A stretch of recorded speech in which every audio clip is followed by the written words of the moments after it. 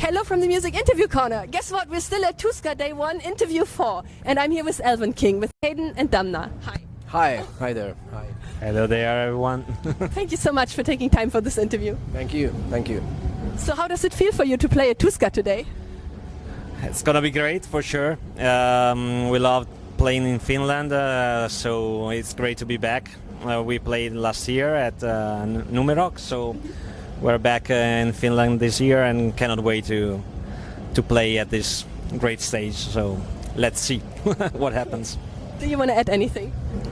Well, I mean, Tuska is one of those festivals where you wish you could play once in your lifetime. So finally we're here, and yeah, it's gonna be great. Cool. And I bet they would want you back later. I hope so. Can you imagine? I hope so. It's also my favorite festival in Finland. Oh, Yeah, really? yeah. And I want to talk about paganism, of course, because paganism is a big source of inspiration for your music. And I wanted to ask, what's your personal connection to paganism? For us, paganism has always been something that's very personal. We've been talking about paganism in our music because I think that our main drive was the fact that we wanted to be free from indoctrinations of any sort, of any kind, and I think that the word paganism really describes this. I mean, being free of any kind of dictation from society, any kind of thing that really drives your freedom, puts it away, and this is what drove us at the very beginning. While when we founded this band, we wanted to do something that was that any other band was doing.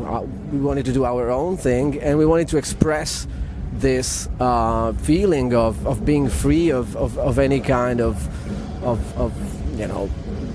indoctrination, as I said, from being from society or being from the musical scene or whatever. I mean, so we started from there, and then we developed our concept of paganism. Do you want to add anything? No, as Damna said, we started this thing when we were, in our 20s. So more than 25 years later, we are still here, and basically, what is the concept around the band and the lyrics and the idea behind it remains the same. Obviously, we have grown up as human being and probably also intellectually, but the idea that we had in the very beginning and foundation of the band remains the same. You have a very unique musical concept. And which role does power metal play in your music? Power metal is one of the very different things that compose our musical spectre, I would say. We were raised with classical heavy metal, so bands like Iron Maiden, Metallica, and the like, and all of the 80s heavy metal and hard rock, and then we entered the 90s, and we followed what metal was proposing. We kind of were sad because heavy metal in the in the mainstream was kind of dying, but we followed the underground scene of metal, and we saw the birth of genres like melodic death metal, black metal, and also the big death metal scene in Sweden or in the States. And by growing with all these influences, I think that we developed a sound that's pretty unique, because we didn't want to just be stuck with one sound and be like any other band that was around. Also with the birth of power metal and the rise of power metal in the mid 90s, So we kind of tried to mix all of these influences, all of these great things that we were loving about heavy metal in the 90s, and we tried to write some songs that could have their own personality. Of course, power metal played a big role because we were huge fans of bands like Blind Guardian and Halloween, but we were, as I said, also big fans of bands like, I don't know, Enslaved or Immortal or or In Flames, Dark Tranquility, and then also, as I said, of the metal from the 80s, Maiden, Candlemass, and we tried to put all together because we were big fans of these bands, and yeah, I think this is the result of all of this love for heavy metal, actually. Do you want to add anything? What we discuss between us sometimes is that the term power metal in when we started the band back in the 90s was a little bit different from nowadays. Nowadays it seems like power metal it really is associated with acts that are pretty much different from what we were used to know back in the 90s. So when somebody speak to us about power metal, we still refer to the names, as Damna said, the big names that we knew in the 90s, so Blind Guardian, Halloween, and stuff like that. While nowadays, the same definition is much wider. It seems like so. We are more connected to the 90s sound for sure. Something that was pretty new. Also in the 90s, because in the very beginning power metal was that kind of US metal, bands like... The definition is different. Yeah, like from bands like Riot or, that was the first like power metal that was... And then it became what we know, in the 90s from Halloween and all of those. For me it's Halloween and Gamma Ray who kind of invented it. Yeah, exactly. So it was already like a new definition of power metal, the one that we lived in the 90s, and I think that's the one that will be stuck in time and forever. Yeah. Do you want to add anything? Yeah, as said, then there were bands like, I don't know, Hammerfall coming out that were more related to the 80s heavy metal sound, and they were still called power metal. So but they don't identify as power metal. When I ask them, they say no, we're not really power. Exactly. It seems like everything was power metal. Like Rhapsody was power metal, Hammerfall was power metal, Halloween, and then I don't know, nowadays Glory Hammer or even Hailstorm are called like that. So it's a little bit strange, It's like a really too wide term to define a specific genre.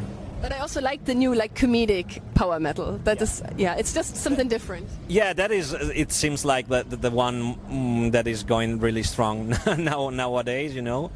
We are very far from this concept. So because we define ourselves kind of a serious band, or so also these play a role in having different views of the same genre. In 2019, you released the first album of your Reader of the Runes trilogy, Reader of the Runes Divination, and now your fans got a Reader of the Runes Rapture. Exactly. Yeah, how did you come up with the idea to create a trilogy? Basically, we had the idea to work on a concept album since a lot of years. Me and Damna were talking about it along, but we never found the right story to develop an album, and we knew that if we wanted to do a concept album, it should have been something strong with a strong story and so on.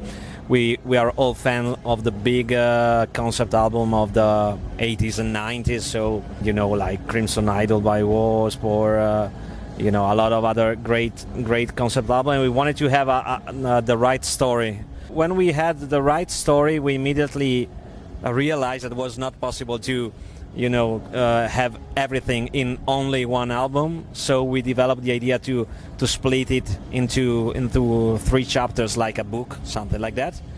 And so we embark in this very long journey that is from 2019, and next year we will release the last chapter of this trilogy, which is already recorded and done. Can you reveal the title already, or is it still secret? Not yet, because we haven't revealed it yet, okay. But we had it, obviously. So we are in the mixing phase right now. So we have these 3 albums, which is a very long trilogy and very complicated story, and it is something that really, we have worked on it a lot in terms of music and lyrics. Do you want to add anything? No, I fully agree with my colleague here. Oh, yeah, we just got the 2-minute mark, but we can have one funny question still. What's the craziest thing you and your bandmates have ever done on tour? Especially since you're a serious band, I want to know. Since we're a serious band, no. The seriously craziest thing you've ever done on tour? No crazy things. Nothing. Well, Listening to comedic power metal, like secretly. I mean, there was once, and it was like the last show of a tour we made, and it was like a show that was hosted by the Jägermeister thing, and it was it was free Jägermeister for everybody. It was a boat in Hamburg. Oh my God. In Hamburg, in Germany, yeah. Oh yeah, okay. And we had of course we had, it was last show, going crazy with all the support bands and everything.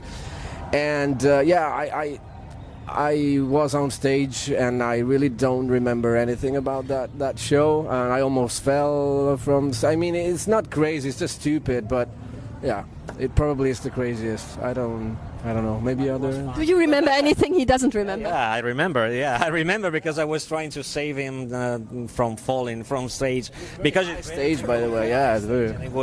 he wanted to go down, I don't know why. So we tried to save him to go down. It was like, I don't know, like 6 meter high or something like that.